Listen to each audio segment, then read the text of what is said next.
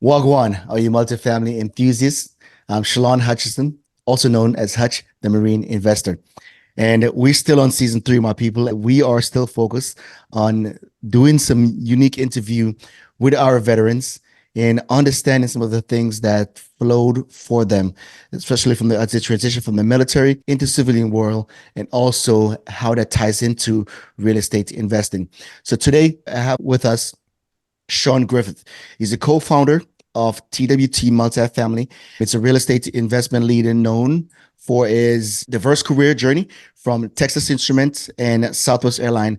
He has expertise. His expertise lies in alternative asset syndication, driving strategic acquisition and profitable exit for TWT Multifamily. Shawn investment philosophy centers on investor needs using clear communication, market insight for successful project alignment with a vision in technological innovation in real estate. He aims to position TWT Multifamily as an industry frontrunner, shaping a dynamic future for the real estate sector. Now, Shawn, welcome to the show, my brother. Thank you, Hutch. It's a pleasure. Appreciate everything you do with all your marketing, your outreach, all the wisdom you share on LinkedIn. Just really appreciate it. I appreciate you engaging as well, my brother. So, Shawn, do you have a favorite real estate quote or mantra that drives you? There's so many to choose from, but we just went with a very simple one that we put at the bottom of our business card. It says Okay. patience, persistence, and performance. Okay, that's a good one. Do you mind elaborating on that one and how it applies to your business strategy? Oh, it applies not just to our business strategy, but life in general. You've got to Okay. have patience because real estate is a slow game. Grant Cardone is fond of saying that real estate is not a get rich quick proposition, but it is get rich for sure. But you got to have that patience. And then the persistence is, that's one of the things I learned in the military is, yeah, sometimes stuff sucks and you just got to power through it. And that persistence pays off. You just have to keep.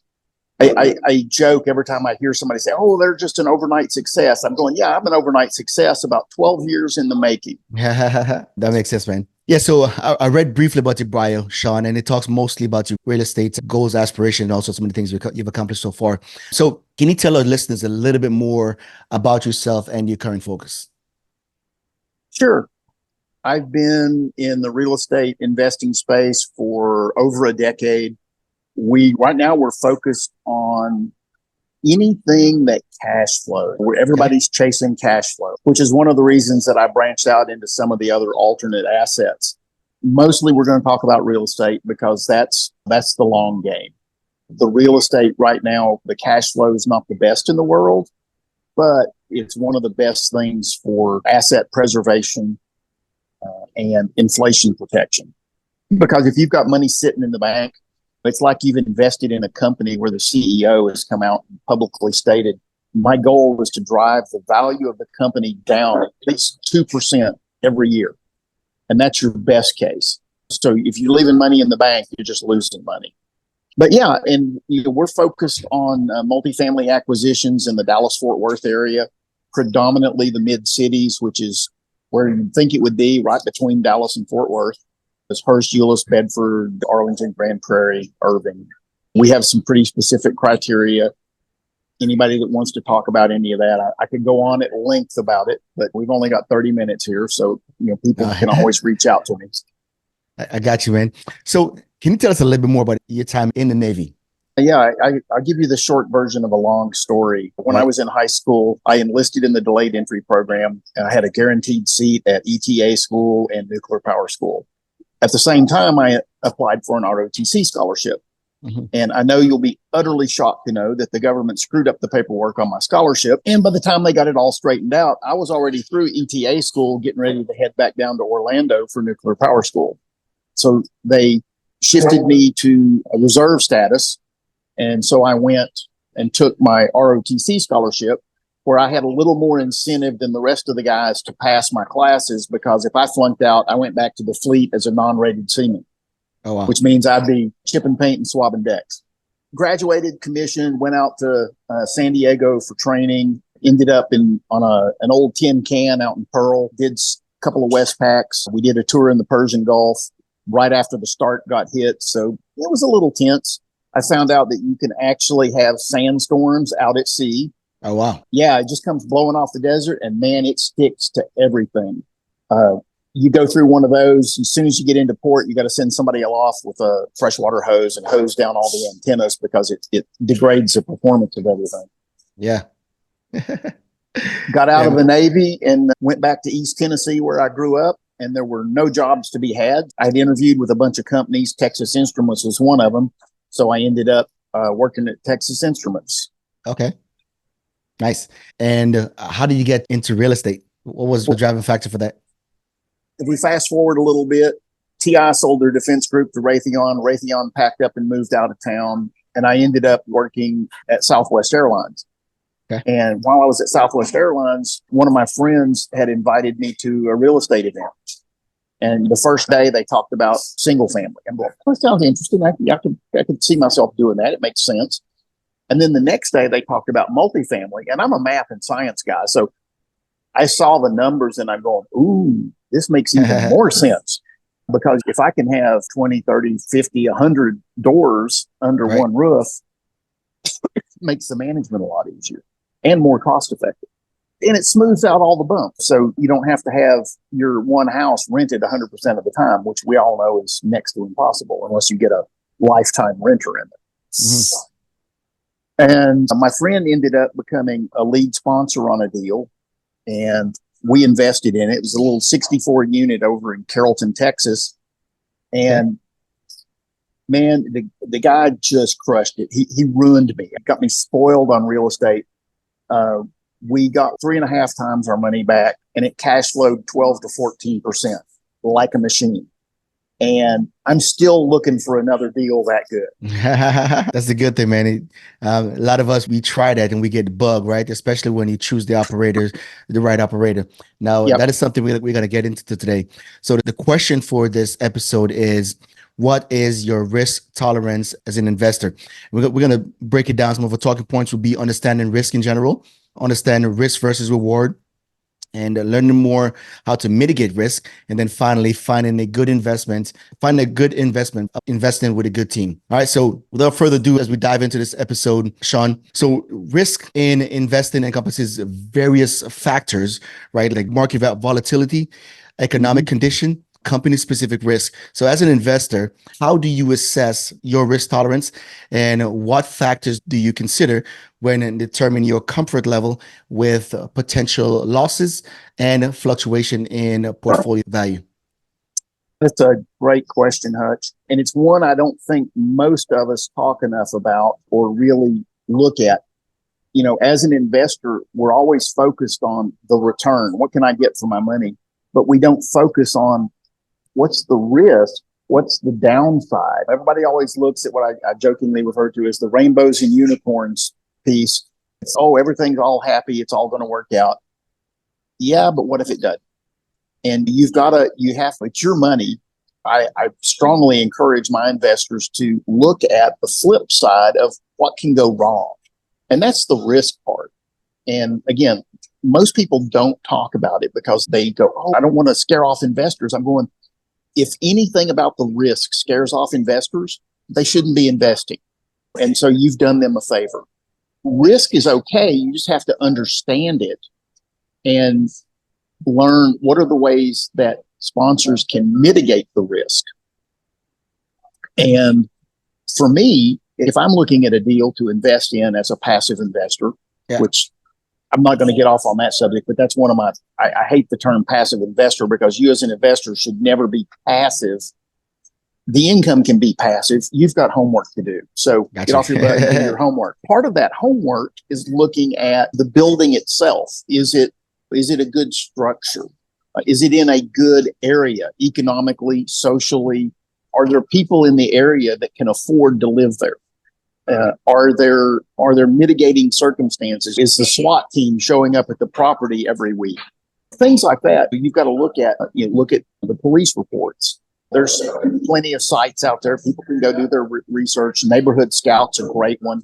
Right. Don't assume that a sponsor has done all their homework. Now, That doesn't mean you have to go do all the homework yourself necessarily, but you need to know the questions to ask your sponsor. So if I was investing in one of your deals, Hutch, I would go, well, what have you guys done that tells me that this is a good area? What have you looked at? And so you need to know the questions to ask. One of the other risks is the debt. Right now, you're hearing about all these people that are getting into trouble because their deals are being foreclosed on because they had floating rate debt. And there was a period where you could get floating rate debt with no rate cap. That's playing without a net. And I've only got one deal I'm in that has floating rate debt, and we have a rate cap. So it's been an okay deal. Yeah. I mean, it's cash flowing. It's keeping the lender happy because we're making our payments. It's not making the investors happy because all of our free cash flow is going to escrow for the next year's rate cap. We're looking at refining that one. But again, like I said, we could sit here and we could just keep going on Yeah, and now on what about you mean. risk. Yeah, so we have one of those assets as well too. We only got one asset that we purchased with a adjustable debt, and we also got a rate cap on that property as well. And to your point, ensured we have that reserve to be able to renew the rate cap whenever the current rate cap expires. And for those listeners who are not familiar with rate cap, do you mind explaining that to our listeners? Sure. It's basically you're buying an insurance policy that says if you've got a floating rate loan, and let's say when you got it, the interest rate was 4.5%, and you cap it at 6%. You're going to pay a certain amount of money for that. There's a whole bunch of complex calculations that the guys that basically sell you this insurance go through to figure out. They're not going to lose money, so you're going to pay through the nose for this insurance. But what that does is, if the interest rate goes above that 6%, you still have to pay your payment to the lender. But what they're going to do is they're going to reimburse you for that difference between the high end of the rate cap and what you ended up paying. Right. So you still have to have money coming in and money in your account to cover that, because you have to float that for a month or so. Correct. But it's a good way to ensure that you can preserve the investor's capital, because for those who are reluctant about purchasing a rate cap, definitely will suffer significantly. They'll just pay market rates for the property. And look, no one could have predicted what was going to happen in 2023 as far as the significant raise in interest rate. Buying a property in a low interest environment is attractive, but a part of your risk is capital preservation and ensuring that the operator that you're investing with has those tools in place to ensure that you don't lose your money. So that puts us into the next question, Shawn, which is learning, which is the more risk versus reward. So risk and return is a trade-off, and it's a fundamental principle in finance. How do you, as an investor, balance the desire for higher returns with a need to manage risk? There's a lot of different vehicles out there, right? I have an income fund. It pays a straight 10%, and you're in a first lien position, which means there's nobody between you and the money. You are the bank is essentially what it is.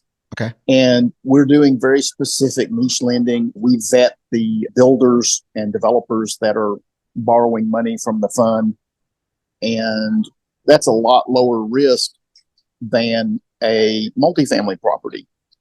Now, the multifamily property, you may have less return in the short term, but when you look at the growth over a 5-year period, you're going to end up somewhere around a 15% return on your money.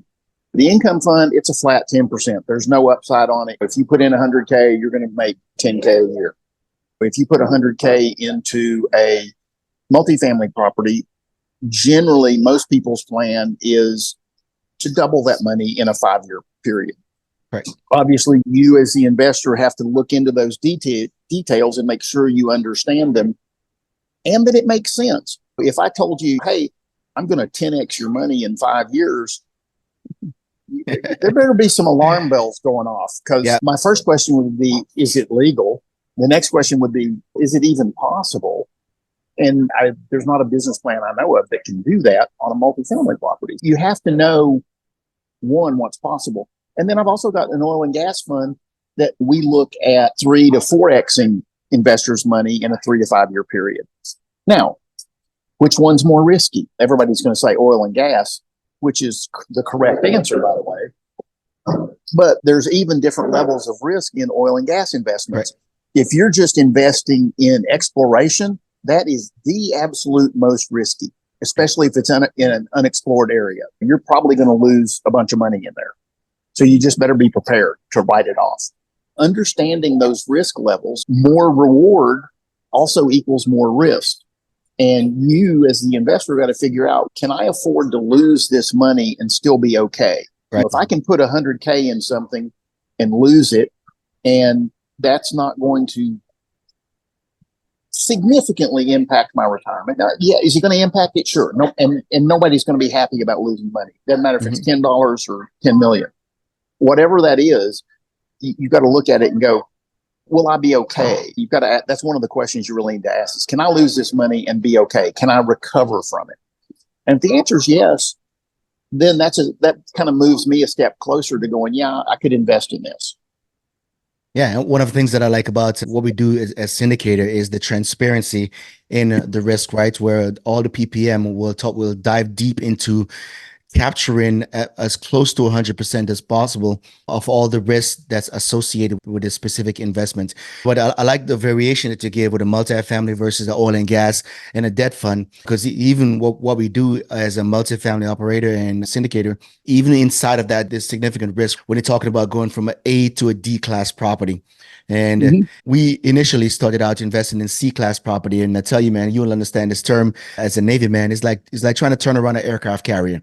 It's going to be a lot more heavy lift. It's going to be a lot heavier lift, but also comes with higher returns versus A-class property where you're only pulling on a few strings to increase the property valuation, maybe get rid of some concession that the developers were using to attract residents. It's important for a passive investor to understand what kind of deal they invest in. Look, one of the unique things you talk about is folks' tolerance. Also, I want to talk about the capacity as well, too. It goes hand in hand because some folks can say, okay, this is my play money. If I lose it, no big deal. But for a lot of folks who understand the way the money works, they understand the first rule of investment is not to lose money. The second rule of investment is to go back to rule number one. So no one wants to lose money in real estate. So you make sure that the properties that you're investing in is consistent with your risk tolerance and your risk capacity. And this is something that we talk to every investor about before we accept their money as a passive investor, especially being that over 80% of our investors at 8 Squared Capital are veterans. So that makes us extra cautious whenever we are placing their capital into investment. Shawn, we're going to talk about mitigating some of these risks. So there's various techniques that we can employ. Talk about such as diversification, asset allocation, and edging, because we know that investing in real estate is one of the best way to edge against inflation, because we, especially in the multifamily space, where we have the luxury of increasing our rent to mirror inflation and sometimes even above inflation. So what strategy have you found most effective in reducing the impact of potential risks in your investment portfolio? That's another great question, Hutch. But before I answer that, I want to go back to what you said about the PPMs. There's 14 or 15 pages in a PPM that are all items of things that can go wrong and why you should not invest in a deal. Right. And I remember the very first time I looked at that, it scared the heck out of me. I had an SEC attorney explain it to me, and he goes, you shouldn't let this 14 or 15 pages scare you unless it's missing, because then they're trying to hide something. So he goes, what it should prompt you to do is ask the question you just asked me, which is, how you, Mr. Sponsor, Hutch, how are you going to mitigate all of these 14 or 15 pages of risks in here? And the answer to most of them, about 80% of them, they're mitigated by having the correct insurance and the proper values of insurance on the property. The other 20% or so is mitigated by having done a really thorough due diligence on the property. Know what you're getting into. And if the sponsor has done those two things, if they've done a really good job of due diligence and they've done a really good job of working with their insurance person to have the property properly insured, right? You know, your risks as an investor have been reduced significantly. And one of the other things you just mentioned was about diversification. You know, as much as I would love to have my investors invest all their money with me, it's not prudent and it doesn't make sense for them personally, because they shouldn't, and nobody should invest all your money in one place. Right. It doesn't matter. I've got a guy that my wife is his favorite investor. If he comes out with a deal, I wire money the next day. Now he doesn't come out with a lot of deals because he's very conservative. I would not invest all of my money with him, even though he's a great operator. You want to spread that around, not just diversification of locations, but diversification of sponsor teams. I could win the lottery tomorrow and go to Tahiti, and you guys would never see me again, never hear from me. I wouldn't care about what my investments are doing. Now, that's not true. I would still manage all my investments until they sold. But you've got to look at it to go, what if something happens to Shawn and he can't or is not going to take care of the investment anymore? Does he have a good team around him? Is he partnered with somebody that can step in and take over? That's another way to diversify the risk, is you have a good partnership team where somebody else on the team can step in. In my corporate job, one of the things I used to do was one of the first things I would do when I took a new position is give me a few weeks to get a good handle on it. And then the very next thing I start doing, I start looking for somebody that can replace me, somebody I can train. That's right. And everybody goes, why would you want to be replaced? I'm going, if you can't be replaced, you can't go on vacation and you can't get promoted. So you've got to look, and I do the same thing in with multifamily. Is I want to make sure I've got a replacement, because I've got a vacation coming up here in about a month and a half, and I'm going to be gone for 3 or 4 weeks. Yeah, somebody's got to take care of stuff while I'm gone. Yeah, no doubt. No doubt. So you lead us into the final question of finding good investments mean finding good team. Can you share some insight into how you evaluate a management team or the sponsorship team and their impact on the investment risk and potential returns? Yeah, absolutely. If it's one person and they just say, hey, I do everything myself, for me, that's a red flag. At the very least, you want two people. Now, you don't want 20. That's too many. You want to have 3 or 4 key people. And typically the way we form our teams is we'll have 3 to 4 people that are the key principals that sign on the loan. And those people are the ones that have the decision-making power. Now, we may bring on some additional general partners, but we're doing that as a training role where we're helping them get into the industry. We're growing them. We're shaping them. And we're also handing off work that, quite frankly, we don't want to do. It's like the military, right? The crap rolls downhill. The new people get some of the less sexy jobs. And we've got something just popped up on my screen. Okay. Got some people on the team that their job is to write our monthly newsletter. Okay. So they have to work with property management to get the data. They put the newsletter together and draft it. Now, we as the lead sponsors still review that before we send it out. But now I don't have to spend time gathering that data and putting it all together. So you want to find a team that, one, has good values, somebody that you can relate to, somebody that shows a good work ethic. Yeah. Ideally, you don't want somebody that this is their part-time gig.